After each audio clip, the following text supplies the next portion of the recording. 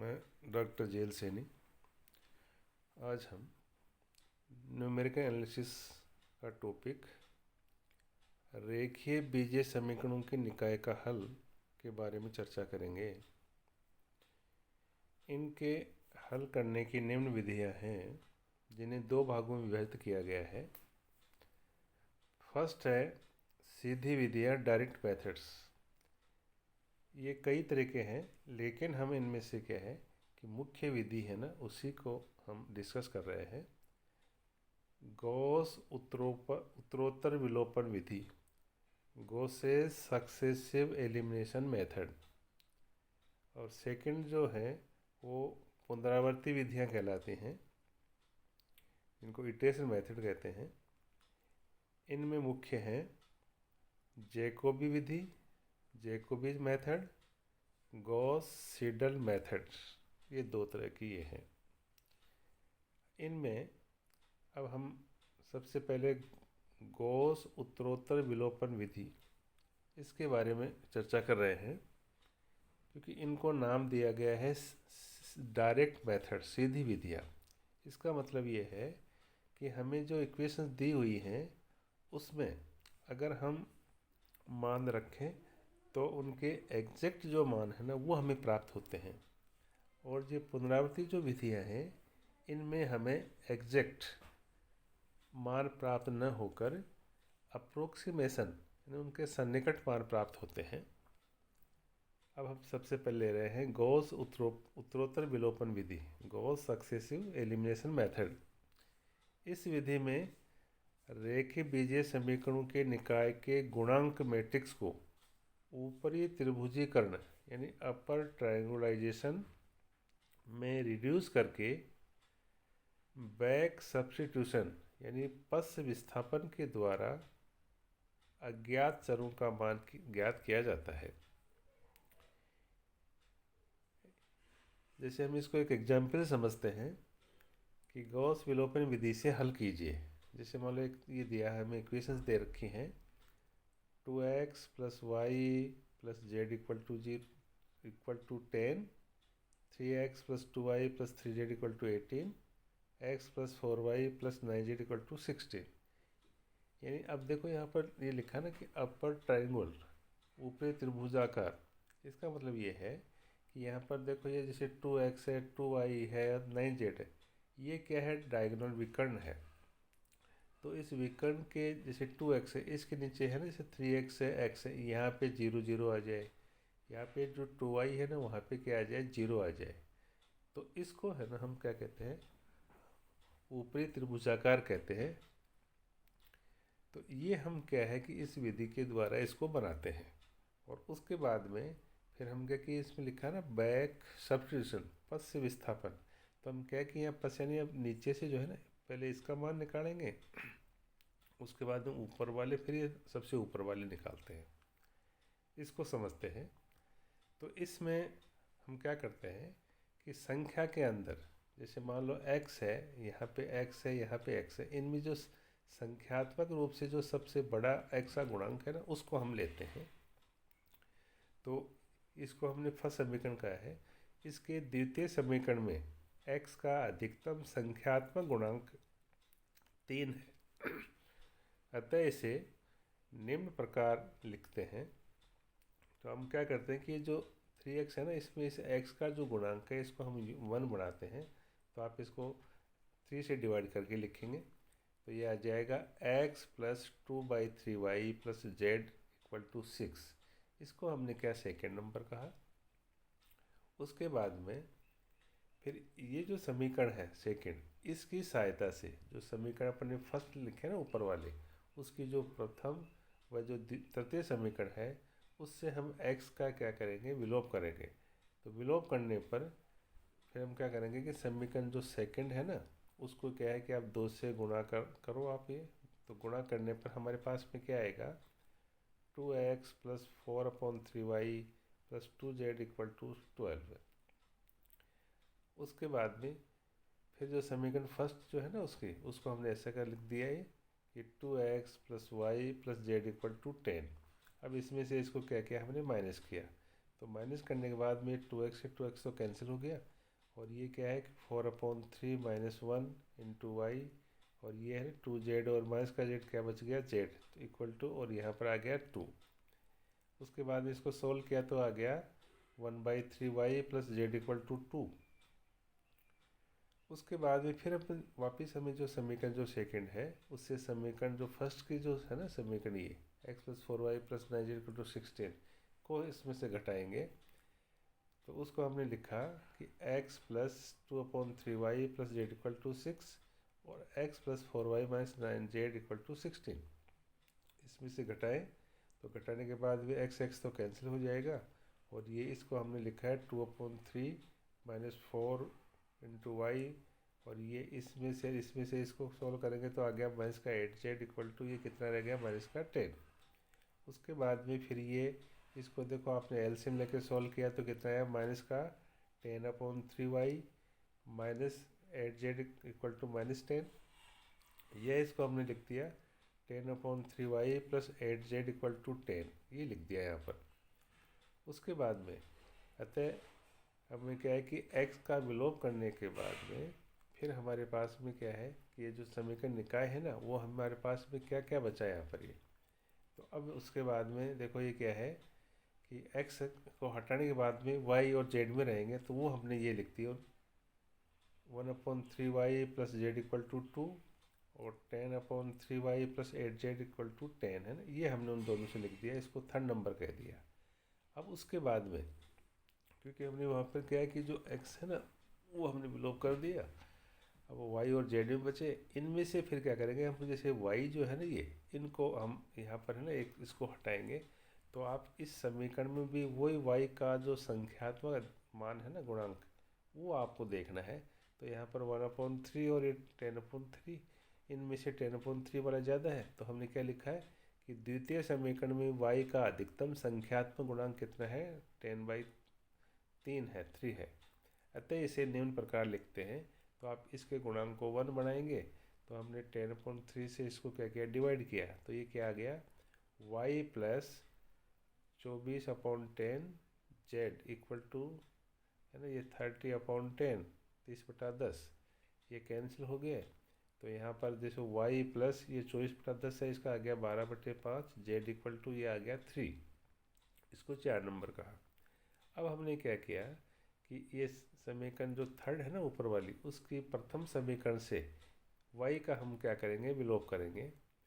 तो उसको हमने क्या लिख दिया कि जो समीकरण जो फोर्थ है ना ये, इसको हमने क्या है कि 1/3 से मल्टीप्लाई किया, और ये जो समीकरण है ना ऊपर वाली कौन सी, थर्ड वाली, उसको हमने ऐसा कैसा लिख दिया 1/3y + z इक्वल टू 2।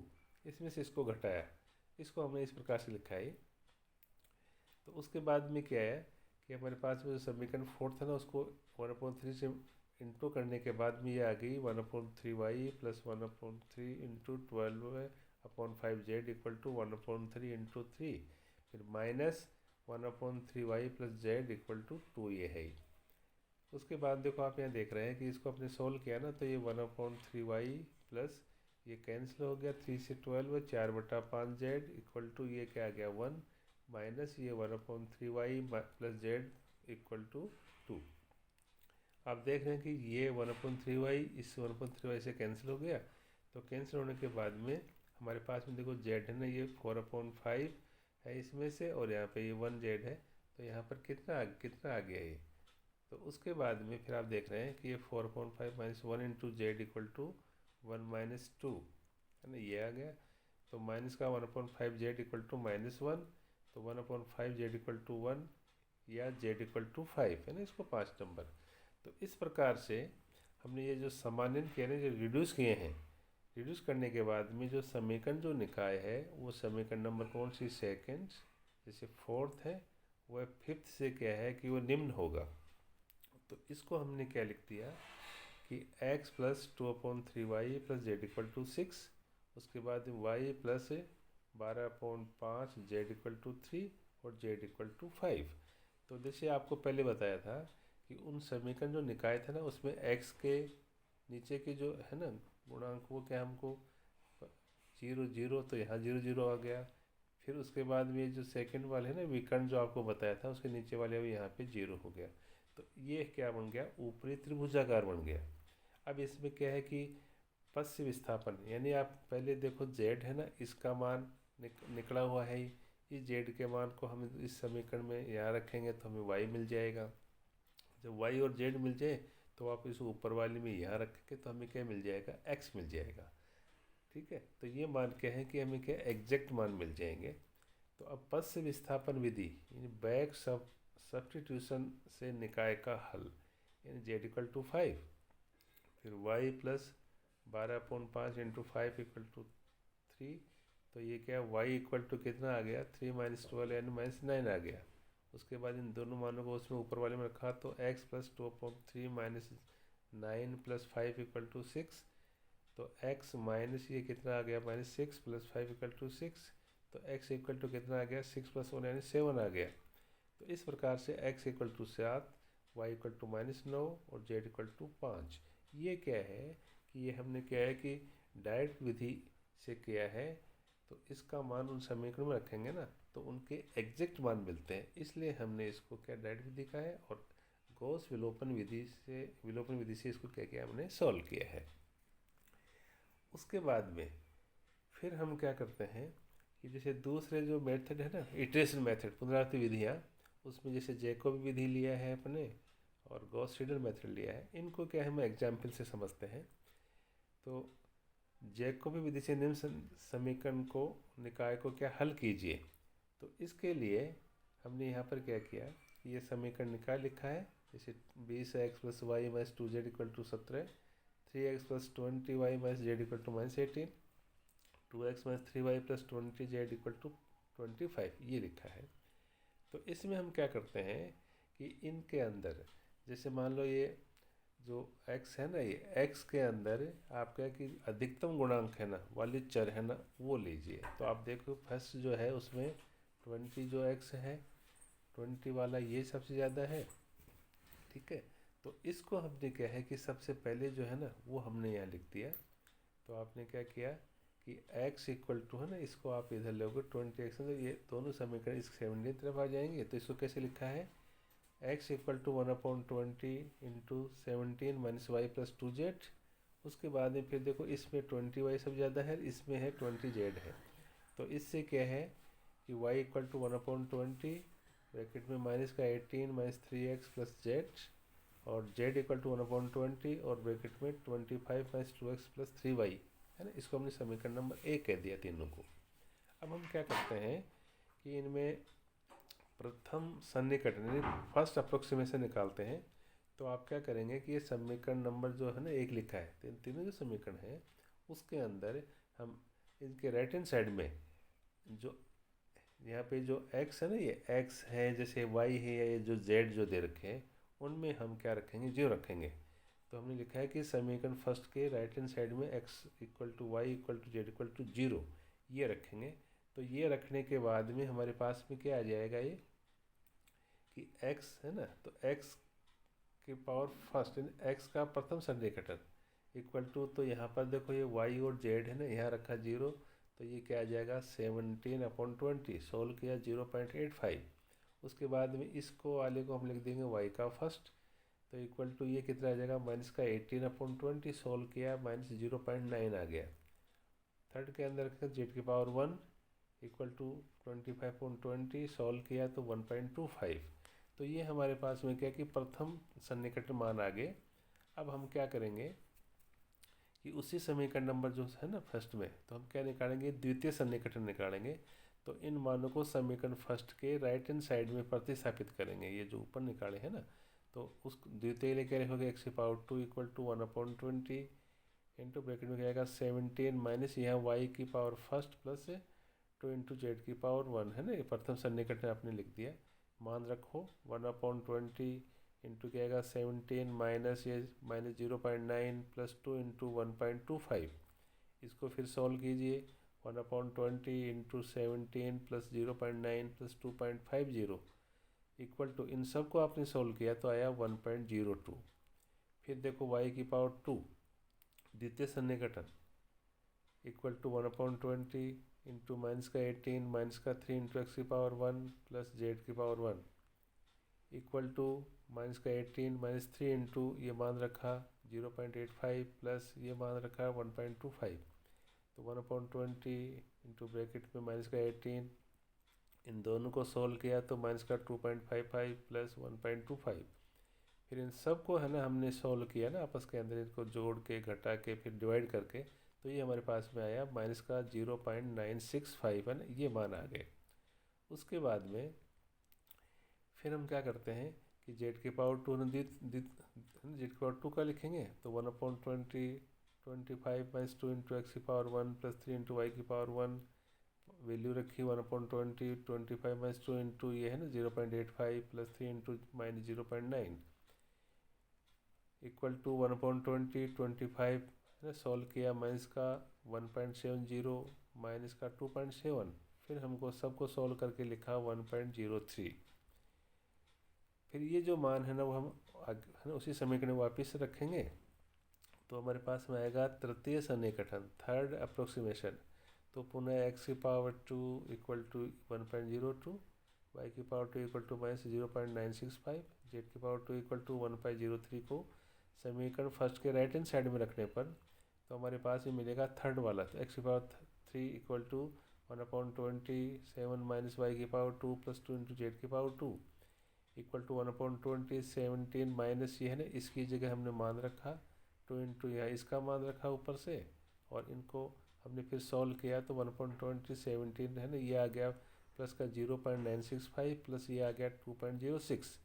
इन सब को सॉल्व किया तो हमारे पास में आया 1.00125, ये वैल्यू हमें मिली है। उसके बाद में जो थर्ड है वाई की पावर थर्ड, वो हमने क्या लिखा 1/20 इंटू माइनस का 18 माइनस 3 इंटू एक्स की पावर 2 प्लस जेड की power 2 equal to 1/20 into minus का 18 माइनस 3 इंटू है ना इसकी वैल्यू यहाँ रखी प्लस ये जेड की पावर 2 की वैल्यू यहाँ रख दी। ये रखने के बाद में इसको हल किया अपन ने, तो 1/20 माइनस का 18 माइनस 3.06 प्लस 1.03 सॉल्व किया तो आया माइनस का 1.0015।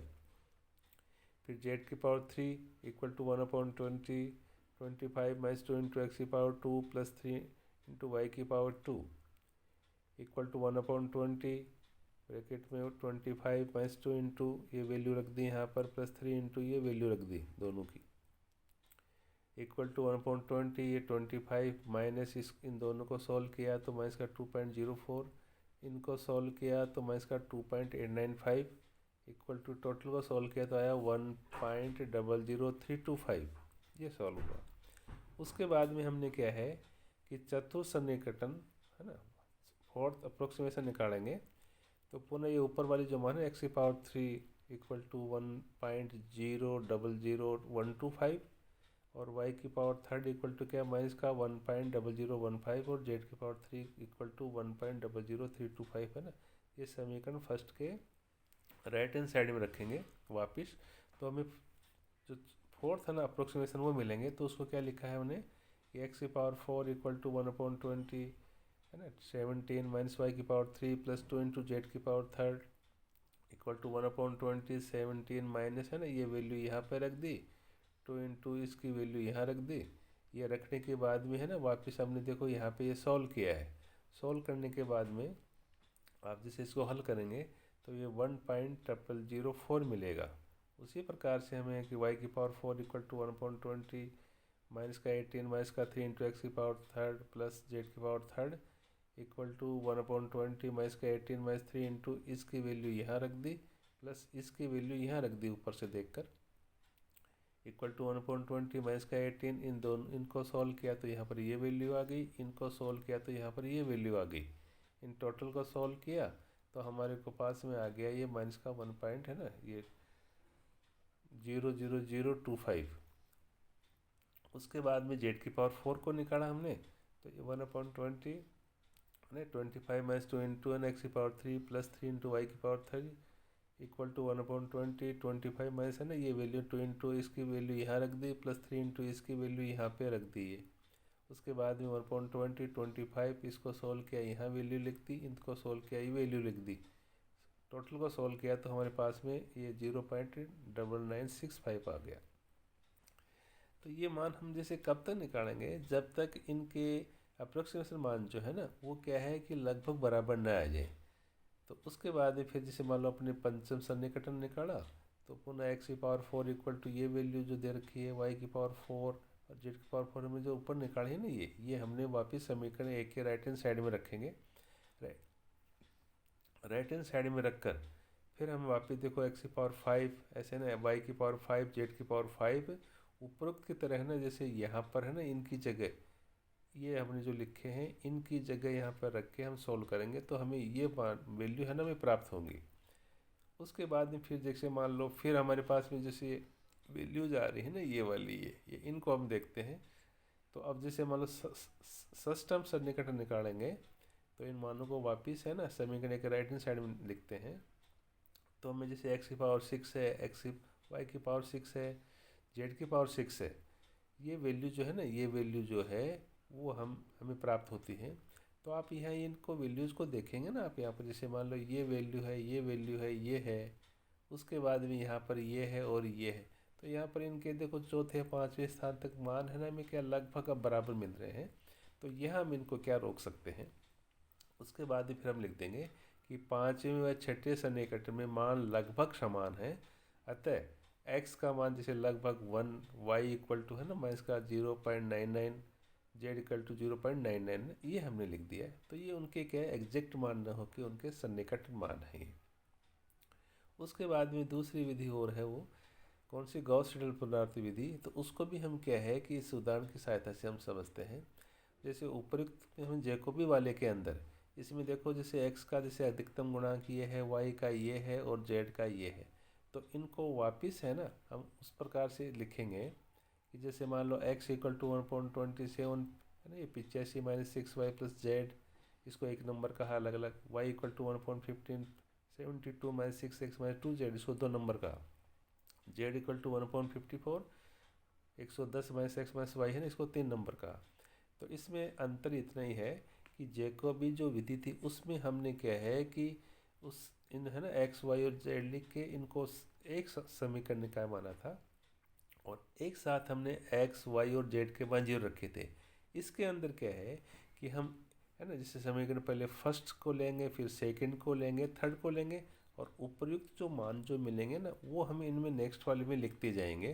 किस प्रकार से, अब जैसे मान लो यहाँ पर फर्स्ट अप्रोक्सीमेशन में आप इसमें समीकरण नंबर जो फर्स्ट है ना उसमें जैसे y और जो z है ना, यहाँ पर y और z है, इनको मान को क्या करेंगे हम 0 रखेंगे। तो हमें x की पावर फर्स्ट ना प्रथम सन्निकटन मिलेगा, x की पावर फर्स्ट तो इक्वल टू क्या है ये 85/27 सोल्व किया 3.15। अब हम जैसे द्वितीय समीकरण में क्या करेंगे कि हमें जैसे x की पावर फर्स्ट मिल गया ना, तो इसकी जगह x की पावर फर्स्ट रखेंगे और इस z का मान क्या रखेंगे, इसमें 0 रखेंगे। तो हमने समीकरण नंबर 2 के लिए लिखा है x इक्वल टू x1 और z इक्वल टू 0। तो ये y की पावर 1 इक्वल टू क्या है 1/15 72 माइनस 6 इंटू एक्स की पावर 1 और यह हमने z 0 रख दिया। इसको फिर है ना ये 1/15 72 माइनस 3 इंटू ये वापस वैल्यू रख दी। तो इसको सोल्व किया 1/15 70 माइनस ये सोल्व किया तो ये 3.54 आ गया। अब जो थर्ड वाली समीकरण है उसमें क्या है कि हम x की जगह x1 और y की जगह y1 है ना ये लिखेंगे। तो z की पावर 1 इक्वल टू क्या आ गया 1/15 110 माइनस x की पावर 1 माइनस y की पावर 1 इक्वल टू 1/54 है ना, ये 110 है माइनस का है ना, इसकी वैल्यू यहाँ रख दी, इसकी वैल्यू यहाँ रख दी, सोल्व किया तो ये मान आ गया। इस प्रकार से है ना हमें क्या x की पावर 1 y की पावर 1 z की पावर 1 ये मिल गए। अब हम वापस जो समीकरण जो फर्स्ट और जो सेकंड, फर्स्ट सेकंड और थर्ड जो है ना उसके अंदर जैसे ऊपर निकाले हैं उसके अनुसार हम निकालेंगे। x की पावर 2 इक्वल टू देखो फर्स्ट में 1.27 85 माइनस 6 इंटू वाई की पावर 1 लिखेंगे प्लस जेड की पावर 1 लिखेंगे, ठीक है। और यहाँ पर इक्वल टू जैसे ये 1/27 है 85 माइनस यहाँ वैल्यू है ना 6 इंटू ये रख दी वैल्यू प्लस से जेड की पावर 1 की ये रख दी। इनको हमने जैसे मान लो यहाँ वैल्यू ये रखने के बाद में सोल्व किया तो मान आ गया 2.43। अब यहाँ पर y की पावर 2 इक्वल टू तो देखो यहाँ पर क्या है कि 72 माइनस आप 6 इंटू यहाँ पर ये वाला रखेंगे और इसकी जगह z की पावर 1 रखेंगे, ये आपको ध्यान रखना है। फिर आपने देखो ये वैल्यू दे रखी है, यहाँ पर ये सारी वैल्यू जो है ना ये आप रख के और इनको जैसे यहाँ पर है ना ये आप सोल्व करेंगे इस सबको, तो ये वैल्यू हमारे पास में ये आ गया 3.57। जेड की पावर 2 में क्या आ गया 1/54 110 माइनस, अब दोनों ऊपर वाले एक्स की पावर 2 माइनस वाई की पावर 2 रखेंगे कि दोनों ऊपर तो निकल गए हैं यहाँ पर ये। फिर इनको है ना यहाँ पर आप वैल्यू रखिए और इनको सोल्व किया तो 1-92 आ गया ये। उसके बाद में फिर यहाँ पर क्या कि थर्ड अप्रोक्सीमेशन है, तो पुनः समीकरण फर्स्ट सेकंड और थर्ड में जैसे एक्स की पावर थर्ड इक्वल टू 1/27, तो 85 माइनस है ना 6y की पावर 2 प्लस जेड की पावर 2 है ना ये रखोगे। इनको यहाँ रखने के बाद में देखो आपने ये रखे ना ये 6 इंटू 3.57 और प्लस 1 माइनस 1.92।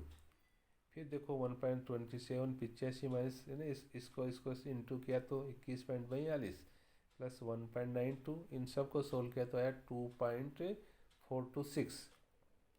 वाई की पावर थर्ड इक्वल टू कितना है 1/15 72 माइनस एक्स इंटू एक्स की power third minus 2 into z की पावर 2 रखेंगे यहाँ पर ये, ठीक है। तो इक्वल टू 1/15 72 माइनस है ना 6 इंटू ये मान एक्स की पावर थर्ड का रख दिया माइनस 2 इंटू ये जेड की पावर 2 का मान रख दिया। इनको सोल्व किया, यहाँ रख के सोल्व कर दिया, ये सोल्व करने के बाद हमारे पास में आया 3.572। जेड की power third equal to 1/54 110 minus है ना एक्स की पावर थर्ड माइनस वाई की पावर थर्ड मिल गए, तो ये मान रख के यहाँ पर है ना ये यहाँ मान रखोगे सोल्व करोगे तो ये मान आ गया 1.926। यहाँ सेकेंड और थर्ड जो अप्रोक्सीमेशन है उसमें मान क्या है लगभग समान है, अतः निकाय के x इक्वल टू 2.426 और y इक्वल टू 3.572 और z का मान कितना निकल रहा है यहाँ पर ये 1.926 ये निकल रहे हैं। तो इस प्रकार से हमने क्या है कि 3 विधियाँ पढ़ी हैं। डायरेक्ट विधि में गॉस विलोपन विधि, और जो पुनरावृत्ति विधियाँ हैं उसमें जैकोबी विधि और गॉस सीडल मेथड हमने पढ़े हैं। आशा करता हूँ कि ये आपको समझ में आए होंगे। धन्यवाद।